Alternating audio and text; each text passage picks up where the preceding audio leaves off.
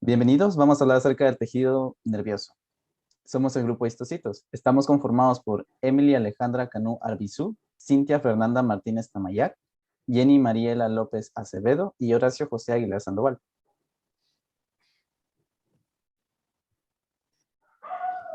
En los temas o en nuestra tabla de contenido encontramos los siguientes puntos. Como tema número 1 tenemos el origen, como tema número 2 tenemos los tipos y como tema número 3 las funciones. Para describir la formación de las células del sistema nervioso central, se describen diferentes etapas claves como la gastrulación, la neuralización y el establecimiento de las vesículas primarias y secundarias.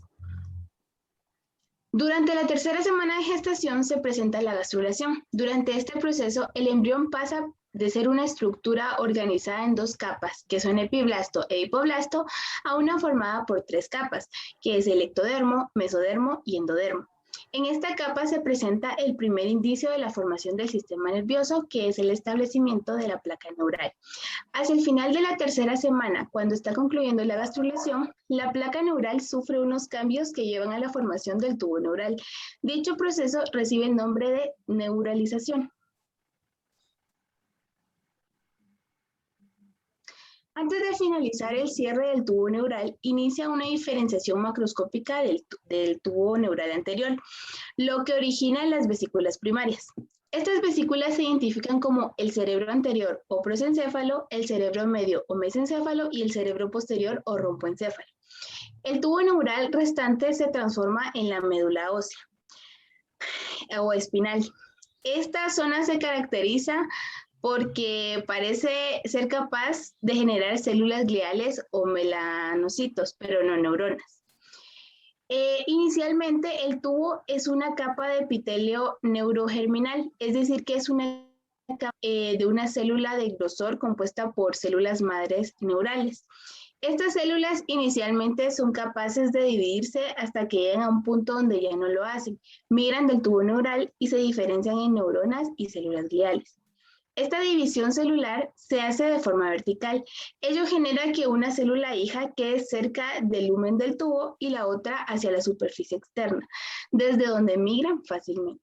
A medida que continúa la división celular, las células hijas que van quedando forman una zona de manto o intermedia y la capa germinal se convierte en la zona ventricular y posteriormente en el epéndimo. Las células de la zona intermedia se pueden diferenciar en neuronas y glías.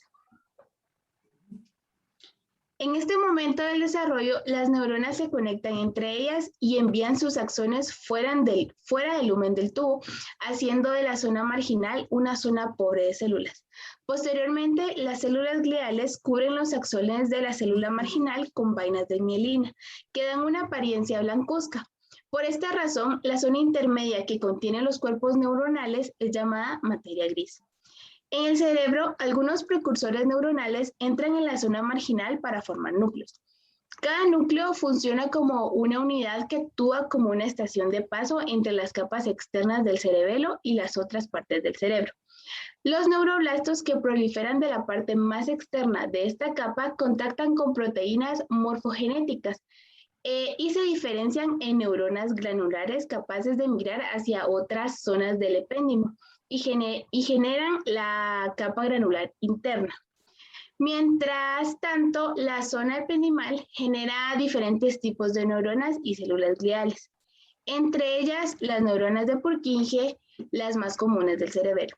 Por último, en el cerebro, las tres capas iniciales del tubo neural también son modificadas como el cerebelo. Ciertos neuroblastos de la zona intermedia migran a través de la materia blanca para formar una segunda zona de neuronas en la superficie externa. En conclusión, el sistema nervioso central se origina desde el epitelio del tubo neural y su tejido nervioso contiene neuronas, células de neuroglia y capilares sanguíneos que forman la barrera hematoencefálica.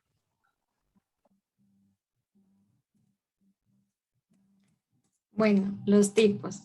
En el tejido nervioso central existen dos tipos de células, las células sostén, células gliales o células glía, como prefiramos llamarle. Estas tienen por nombre células oligodendrocitos, ostrocitos, microglía y ependimocitos. Y en conjunto estas células células se denomina neuroglía central. Las gliales realizan muchas funciones importantes que mantienen al sistema nervioso central en correcto funcionamiento, como ayudan a soportar y mantener las neuronas en su lugar, protegen a las neuronas, crean un aislamiento denominado mielina que ayuda a mover los impulsos nerviosos, reparan las neuronas y ayudan a restaurar la función neuronal. También recogen las neuronas muertas y regulan los neurotransmisores. En el tejido nervioso del sistema nervioso central, por cada neurona hay entre 10 a 50 células neuroglía y que a diferencia de las neuronas retienen, su capacidad de proliferar. Y el sistema nervioso central también lo conforman las neuronas, que es la unidad estructural y funcional de todo el sistema nervioso.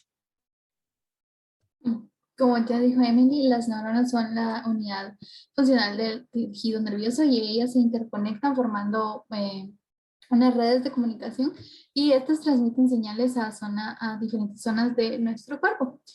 La estructura de las neuronas se divide en dendritas, que estas son pequeñas prolongaciones que van junto a nuestro soma, y estas forman el campo receptor de las neuronas. El axón, que es una prolongación celular, generalmente es recta, y en esta contienen mitocondrias, vesículas, neurotransmisores y también proteínas asociadas a las neuronas, ¿verdad?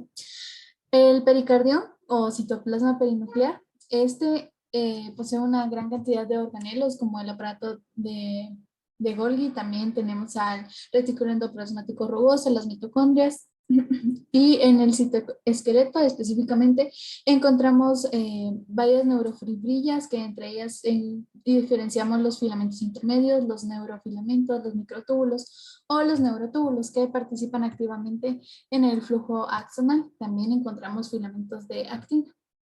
Las neuronas se pueden clasificar de 4 formas. La primera, según la forma de soma, estas pueden ser estrelladas, piramidales, globosas y pisiformes. También según el tipo de prolongación, que pueden ser homópodas. Esto significa que solo tiene axones o solo tiene dendritas. Y también las heterópodas, que tienen axones y dendritas.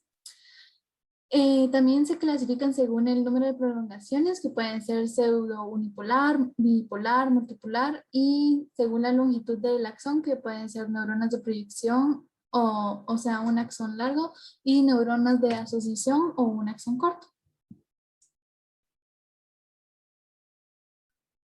Como tercer y último tema tenemos lo que son las funciones, en este caso un poco más específicas. Cuando hablamos acerca del sistema nervioso central, sabemos que está conformado por lo que es el encéfalo y lo que es la médula espinal. Por lo tanto, las células principales que encontramos son las previamente mencionadas: las neuronas, los astrocitos, los oligodendrocitos, las microgliales y las células ependimarias. Por lo tanto, en sus funciones encontramos las neuronas. En las neuronas se habla de que son responsables de lo que es la recepción y transmisión de los impulsos nerviosos hacia y desde el sistema nervioso central. Luego, los astrocitos dan soporte estructural y metabólico a lo que son las neuronas. Actúan también como captadores de iones y neurotransmisores liberadores hacia el exterior o extracelulares. Luego, en la siguiente diapositiva hablamos acerca de los oligodendrocitos. Estos prácticamente intervienen en el aislamiento eléctrico y en la producción de mielina dentro del sistema nervioso central. Luego hablamos acerca de los microgliales, que prácticamente estos son como fagocitos, o de hecho son fagocitos, por lo que ellos prácticamente se encargan de la limpieza. Estos eliminan restos celulares y estructuras dañadas que se puedan encontrar en el sistema nervioso central. Y como última célula principal encontramos las células ependimarias, las cuales recubren los ventrículos del encéfalo y el conducto central de la médula espinal, por lo que estos ayudan o facilitan el movimiento del LCR, y en zonas delgadas o bien que son muy delicadas forman una membrana tanto externa como interna para proteger estas mismas zonas. Hasta aquí llegaríamos con esta presentación. Muchas gracias.